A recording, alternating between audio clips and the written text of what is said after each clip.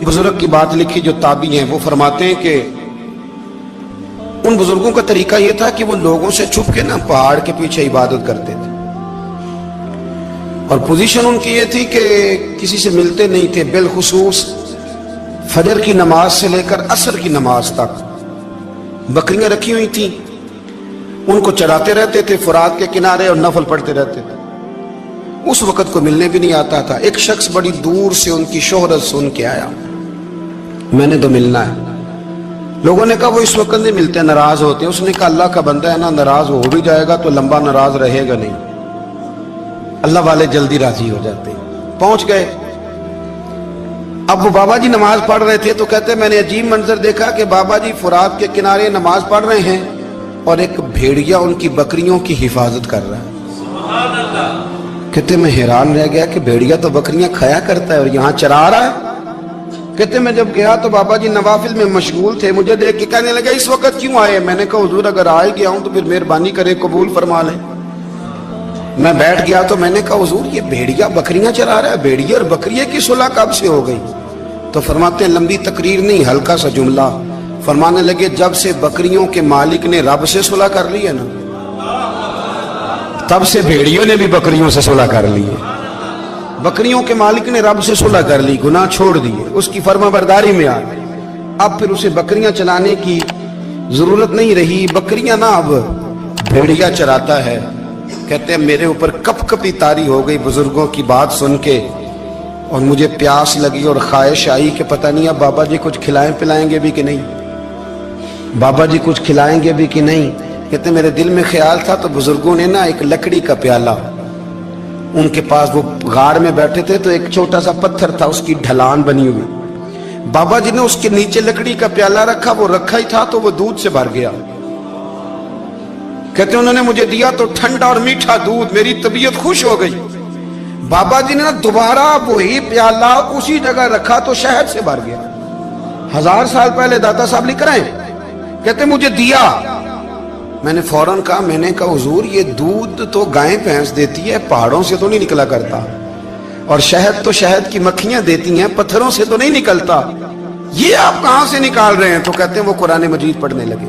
وَإِذِ اسْتَسْقَىٰ مُوسَىٰ لِقَوْمِهِ، جب موسیٰ کی قوم نے ان سے پانی مانگا، فرمانے لگے موسیٰ کی نافرمان قوم پانی مانگے، حضرت موسیٰ پتھر پہ ڈنڈا مارے تو اللہ وہاں سے 12 چشمے جاری کر دے۔ جو رب حضرت موسیٰ کی نافرمان قوم کے لیے پتھر اور پہاڑوں سے چشمے نکال دیتا ہے نا، وہ محمد عربی کے غلاموں کے لیے پتھر اور پہاڑوں سے دودھ اور شہد بھی نکال دیا کرتا ہے۔ وہ بزرگ کہنے لگے بس بات یہ ہے کہ آج بھی ہو اگر ابراہیم کا ایمان پیدا تو آگ کر سکتی ہے انداز گلستاں پیدا۔ کہنے لگا حضور پھر میرے لیے بھی دعا کریں۔ آپ فرمانے لگے پھر دعا نہ کرا تو مدینے والے کی غلامی شروع کر، تو نبی کریم کی غلامی شروع کر، تو رسول پاک کی غلامی شروع کر۔ ایک بات علم، پھر فرمایا اللہ رسول سے محبت، پھر فرمایا حضور کی غلامی۔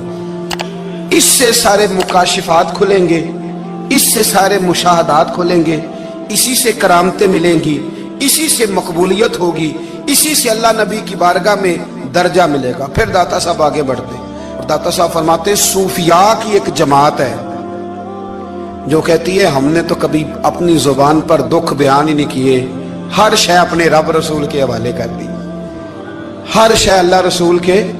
اور داتا صاحب کہتے ہیں کچھ ایسے بھی ہیں جو دعا بھی نہیں مانگتے، لوگوں کے لیے مانگتے ہیں، اپنے لیے نہیں مانگتے۔ آپ دعا کیوں نہیں مانگتے؟ تو کہتے ہیں اللہ کو تو پتہ ہی ہے ہمیں کیا چاہیے، اسے تو پتہ ہی ہے۔ ایک بزرگ کی بات لکھی ہے داتا صاحب نے، میری جماعت میں نا مزاج ہے کرامتوں کا، مجھے وہ ساری باتیں بھی آتی ہیں کہ ایک بندہ کراچی سے آیا، داتا صاحب حاضری دی تو اس کی لاٹری نکل آئی، یہ بھی مجھے آتی ہے، لکھی پڑھی ہے میں نے، کتابوں میں ہے یہ بھی۔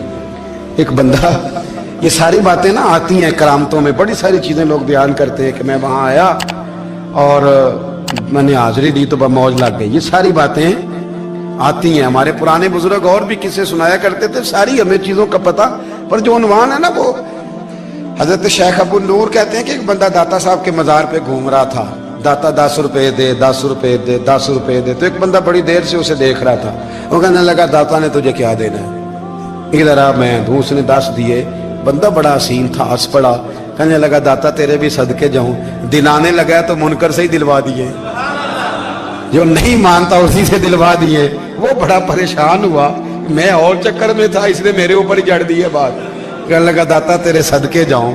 تو یہ ساری باتیں کتابوں میں موجود ہیں، لوگوں نے اپنے اپنے مشاہدات جو جس کے ساتھ پیش آیا اس نے بیان کیے ہیں۔ بہت ساری باتیں قابل بیان ہیں، پر جو عنوان ہے میں اس پہ رہنا چاہتا ہوں۔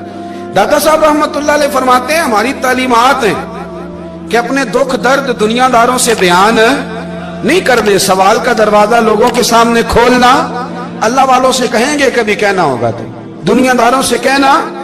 کہتے ہیں کہ شیخ احمد نام کے بزرگ تھے، ساری زندگی کسی کو کام نہیں بتایا، ساری زندگی بڑی مشکلات آئیں، پر کبھی اپنی ذات پر سوال کا دروازہ نہیں کھولا۔ ایک ایسی مشکل آئی کہ جو حل ہی نہیں ہوتی تھی، کسی نے ان پر کوئی الزام لگا دیا۔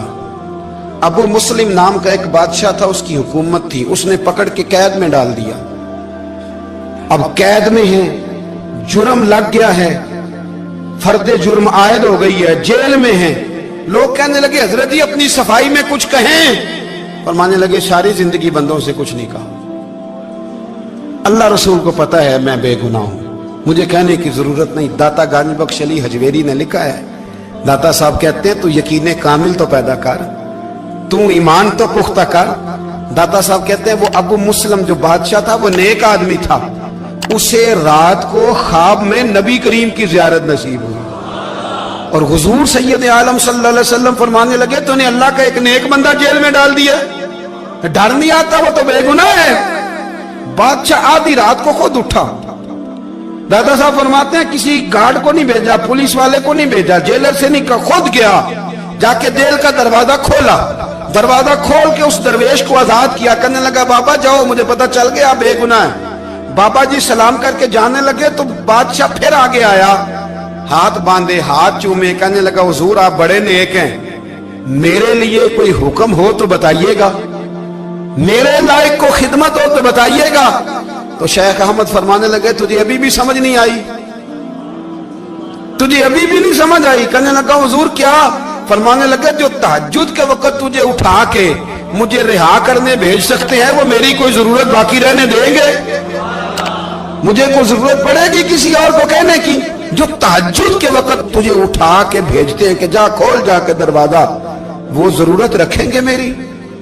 ضرورت مجھے رہے گی کہ میں تجھے اور کوئی کام؟ ابھی میں تجھے سمجھ نہیں آئی؟ تو داتا علی حجویری رحمت اللہ علیہ فرماتے ہیں اصل میں ہماری طبیعت ہے، ہم نے بندوں سے دل لگا لیا ہے، دل اللہ رسول سے لگاؤ، کسی بندے سے لگانا تو اس سے لگاؤ جو اللہ والا ہو۔